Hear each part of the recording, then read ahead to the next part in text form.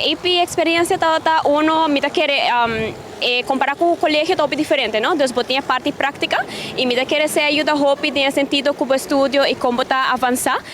Riba bom mês, passou esta hopi zelfstandig orba bij Universidade de Aruba e não tem ninguém tá correndo para trás em fora visa.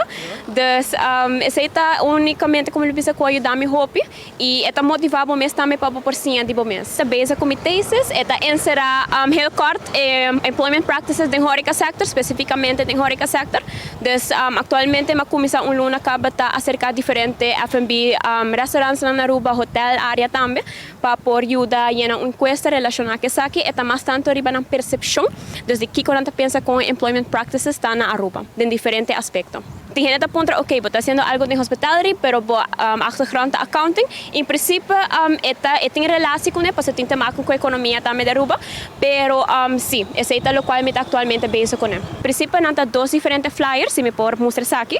Esse aqui está para isso de managers, não? Então, em princípio, tudo o qual está encerrado diretor ng operations, managers, supervisors, tem a oportunidade de llenar flyer aqui.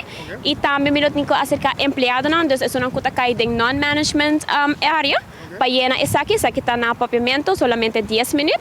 E também, se me olvidar de mencionar, é de management de 5 minutos solamente e na inglês. A plataforma de mi social media está via Facebook personal, Shami Erasmus, Instagram e LinkedIn também está Shami Erasmus. Se qualquer forma ou outra você deseja de comunicar comigo, lo por hacer caminar diretamente.